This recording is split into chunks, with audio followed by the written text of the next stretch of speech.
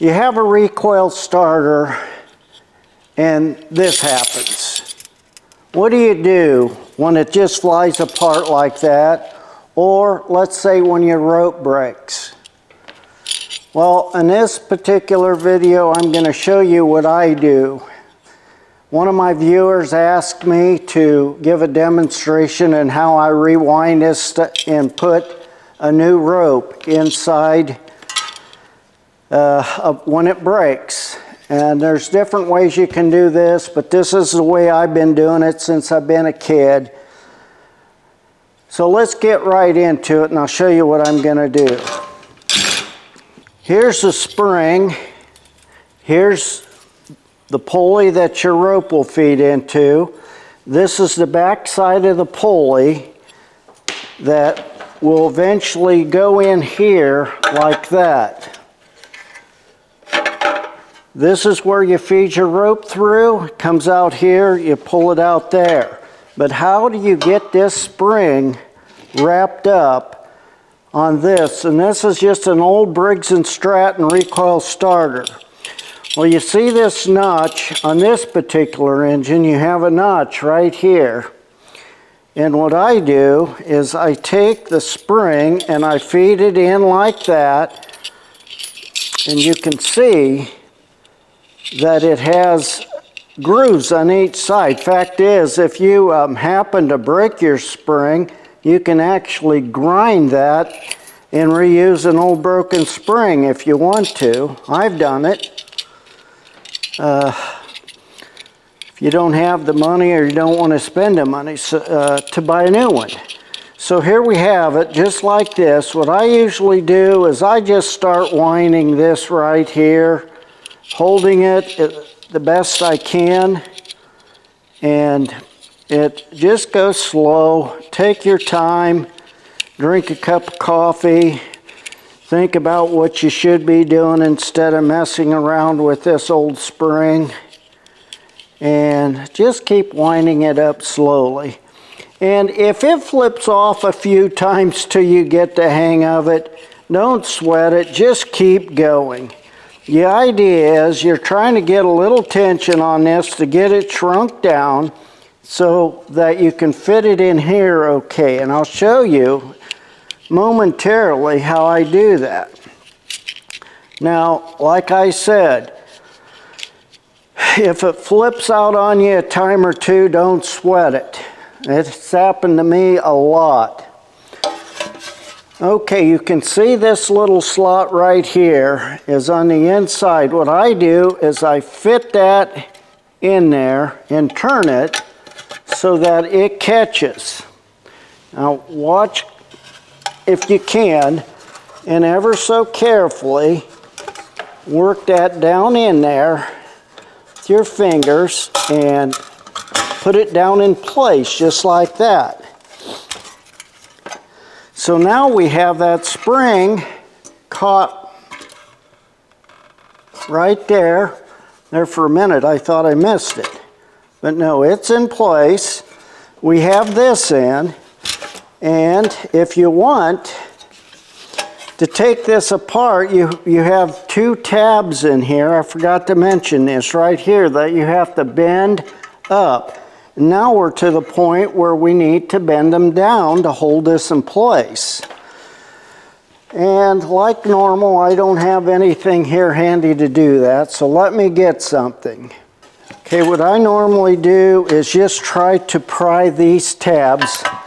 Let me show you those. One, if you have a vice grip, this makes it a lot easier. Once you get it this far, just take a vice grip, if you can, open it up and clamp down on that pulley so you don't lose it. Just like that. Now you can't lose it. Okay, what I do is I get something and try to pry these, bent these over. They have extra ones on a lot of them, and I see that this particular motor, the two extra ones are broken off already. I think they put them on there just for that reason. So now what I'm trying to do is bend these so they come tight against the pulley, and that'll hold that in place. I'm sure they make a tool for that, but you can see how that's bent over now. Right there in place. Let's get the other one.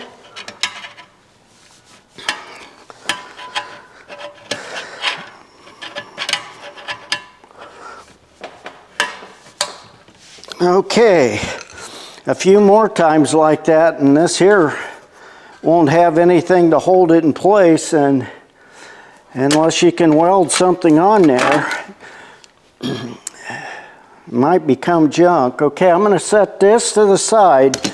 Now what I'm going to do is just continue to wind this tight by hand.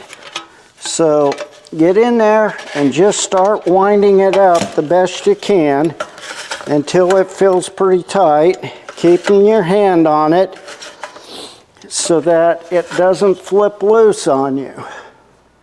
If it flips loose, just let it go because your hand's gonna fly. Okay. What? That can't be that tight yet.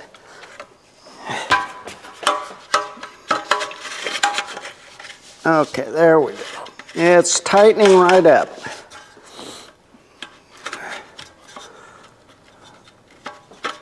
Oh. I might have put those tabs just a hair tight because it's spinning hard. You can tell when you get enough tension on it. Like right there. That's really tight. So I'm going to let it come back. And what you want is this hole right here to line up with this right there. So let's get the vice grip on there again to hold it in place. I lost part of it. Not tight enough vice grip. Let's wind her back up. Okay, we didn't lose too much of it, did we? Okay, let's see if this here's tight enough now.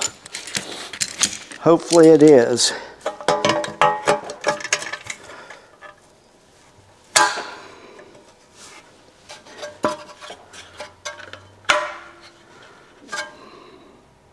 It moved a little bit, but not bad. Now normally I would have a new rope, but let's just use this old one. What you want is the knot on one end. And then what you do is you take the other end and you put it in this hole and feed it, like I said, feed it through. I'm going to have to cut this off just a little bit because it's frayed. Something else you can do is you can take a lighter. I don't smoke, by the way, but I found this lighter. I thought it was the cutest thing. It says Camel on it. I don't know what camels have to do with lighters, though. If you know, drop a comment. But what I do is on this kind of rope, you can heat that end up and take your fingers very carefully and just go like that. Don't burn yourself because that does get hot. And that kind of melts the end so it doesn't come apart on you like it was for me. So then I take the cord and, like I started to say, I feed it in.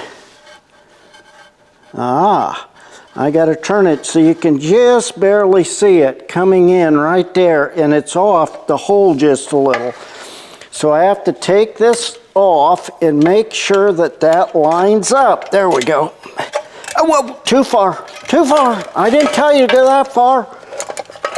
Wait a minute. Let's get that back over there. Come on, I'm working on it. Okay, I got a hold of it and I'm pushing it through, trying to. Is it coming? Where are you at?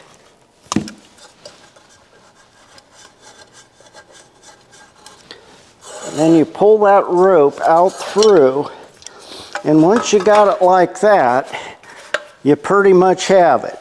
Now, I don't know if this is what you should do or not, but this is what I do. Let's see if that goes in fine. Don't let go of it.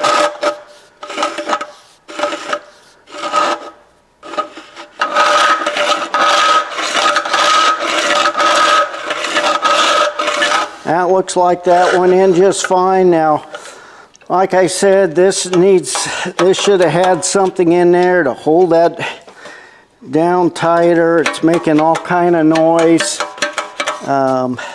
Just a real rattle box.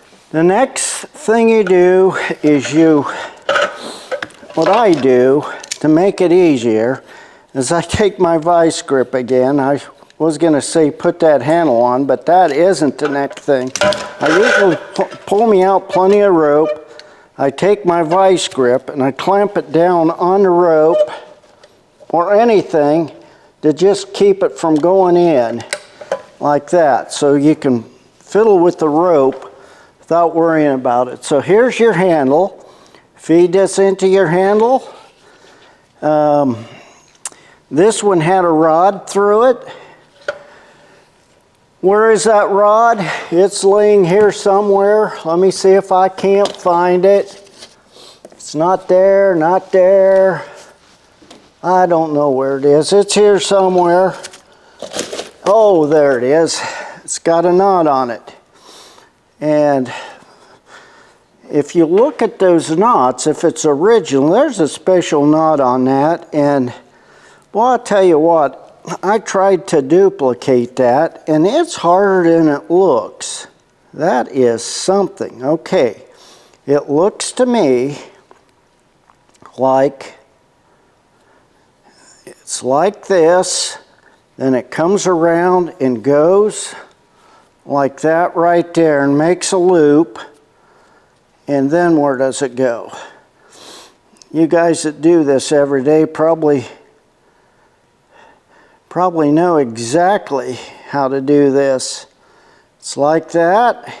It looks to me like what you do is you just bring this back through like that right there and tighten it up. I don't know for sure, but we're going to tighten her the best I can. It looks good. It feels good. And I think that's it. So that's the special knot. And what I do is I bring this back up in here and feed that into your rope, just like that. And I take this off. And there's your recoil starter.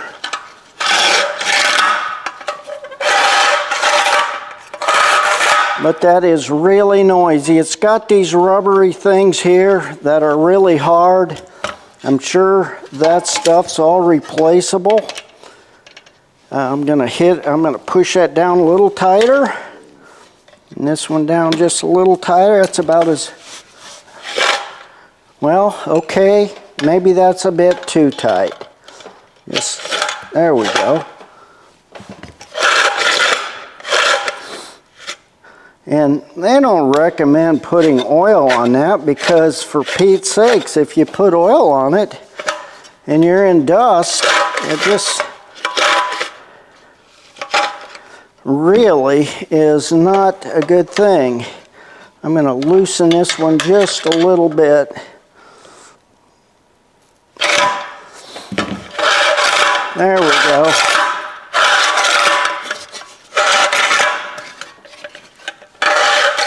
I have a motor over here on the floor I've been working on, and an old tiller that I've been working on.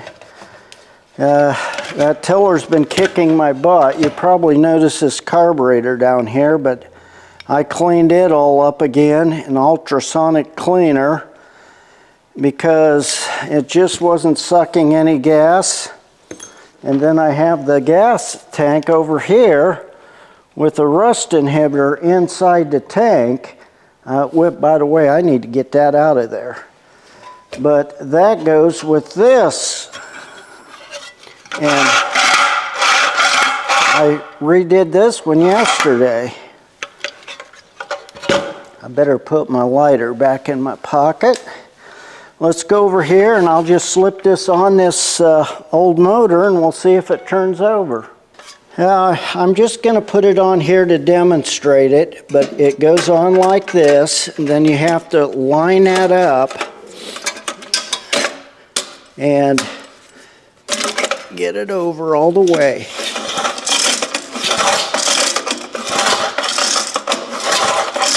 Works just the way it's supposed to. It's an old Briggs, I think a 3-horse, 4-cycle engine.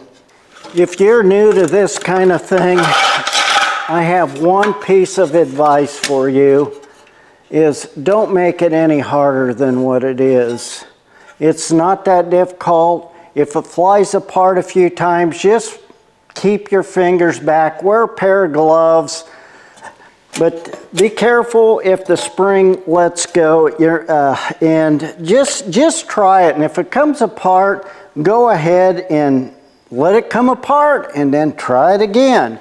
The one I did yesterday, it's been a while since I've done that, and it took me probably 45 minutes. This one took about 15-20 minutes at the most. And I know it sounds rough, and I'm sure there's some kind of bushings and stuff in to keep it from making all that kind of racket, but I don't have it, and I'm not going to get it. But there you have it, a very easy fix. And I'll probably get all kinds of comments on, that isn't the way you do it. I don't know if I will, but that's the way I've been doing it since I've been 13 years old. And I've never had anyone show me how to do that. As I think back to 13 years old, 12 years old, whatever age it was, and that flying apart or me taking it apart for the first time just to see what it looked like, I'm thinking to myself that was intense for me, because I hadn't a clue. But once I got it apart and figured out, and found a broken spring, and I thought, well, now what do I do? And then I figured out a way to notch it and all that kind of stuff. But I've fixed a lot of these so that at least you could start your motor and run with it. But it's easy. It's an easy fix. Just try it. If you like my videos and you want to watch another one, there's more on that tiller I showed you over there. Just watch this right here and you'll find it eventually. Can it be fixed? Sure it can. Can you fix it? You're darn right you can. Until the next one.